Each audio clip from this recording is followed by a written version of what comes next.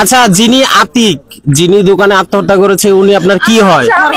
আমার স্বামী। ঘটনাটা বিস্তারিত বর্ণনা করবেন, কি হয়েছিল? আমি স্বামী রাত 11টা পর্যন্ত বাসাতে ছিল, আমরা ঘুরে দেওয়ার পরে বাসাতেই আসছিল। আমি পরে আমি কয় হাসান 11টা বাজে দোকানে আসলো। আমি আপনার সাথে আরেকজন ছিল, আলিম ভাই ছিল। ভাই আলিম ভাই ছিল, আলিম ভাইয়ের সাথে হাসান আসছে। হাসান বলে কোথায় ভাই টাকা দেন না কে?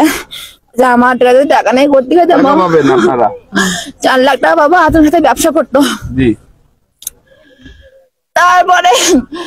তারপরে হচ্ছিল হাসান কিছু কয়নি করছে, টাকা হলেই দেবো। পরে আলিম ভাই করছে যে আপনি জমি বেছেন, এই জায়গা জমি বেছে টাকা দিয়ে দিবেন, আপনি প্রতিদিন ঘুরেন কে ওই লোকটা।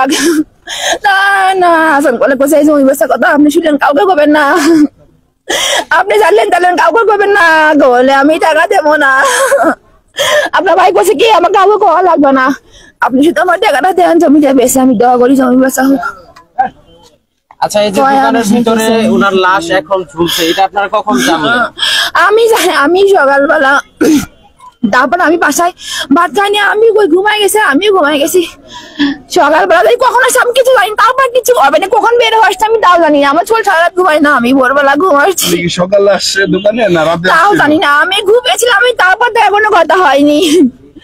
সকালবেলা আমি এখনো ঘুম থেকে উঠিনি, আমার ছেলে ঘুমাচ্ছে, সবাই ঘুম থেকে লেট করে উঠি, একটা খালা দাওয়া ডাকতেছে। তারপরে এটা আপনারা কি আত্মহত্যা বা না ওনাকে হত্যা করেছে, আপনারা কি ভাবছেন?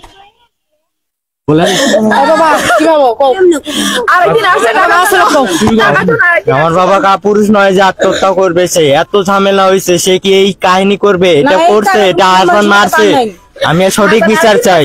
ওই মারছে, ও বলছে যে হয় মারা লাগবে না তো মরার লাগবে। আমি কার মাসে খুন করে টাকা দেবো, আর আব্বু কাছে কি আপনি বইতে আমি সেটাই টাকা দেন, আমি কা খুন করবো তাই খুঁজতেছি, আমি কা খুন করবো তাই খুঁজতেছি। ঘটনাটা আমি এই 11:30 12টার দিকে ফোন পাইছি যে আমার দোকানে একটা লোক গলার দড়ি দিয়ে মারা গেছে। পরে আমি ঘটনাস্থলে আসার পরে দেখলাম যে এখনো শাটার আটকানো, এখন এই পর্যন্ত আমি কিছু দেখিনি। দোকান খুলছিল আমার ভাইস্তা, অফিস এই সেলুন আর এইটা খোলার পরে ওটা যখন খোলা দেখছে তখন দেখছি যে উনি ঝুলন্ত। পরে আরো 2-3 জন লোক ছিল, পরে পুলিশে ফোন দেওয়া হয়েছে আর কি। আচ্ছা, তো আসলে এই বিষয়টা আপনি আসলে কিভাবে দেখছেন, এই যে আপনার দোকানে আত্মহত্যা করলো?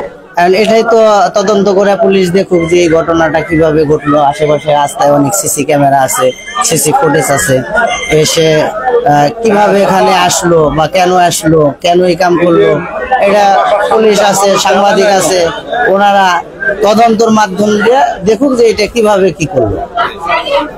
আচ্ছা, কতক্ষণ আগে ওনার সাথে আপনার আলোচনা হয়েছে? ওনার সাথে বন্ধু মানে? জি হ্যাঁ, ওনার সাথে আমার গতকালকে রাত আনুমানিক 1টা-1:30টার দিকে উনি আমার অফিসে আসছিল, সাথে আরো 3টা লোক ছিল। আমরা একসাথে বসে 4 দোকানে চা খাইছি। চা খাইয়া ওনাকে বিদায় করে দিয়ে আমি রাত 1টা-1:30টার দিকে বাসায় গেছি। ওইটাই আমার শেষ দেখা ওনার সাথে, আর কোনো সময় ওনার সাথে আমার দেখা হয়নি গতকাল থেকেই করি। হ্যালো, এই দোকানের সেলুনের যিনি মালিক হাসান সর্দার, তিনার সাথে আমরা কথা বললাম। কি দেখেছেন এখানে? আসার পর কি দেখলেন? কেউ শুনিনি, দেখি নাই কিছু দেখি নাই ভাই।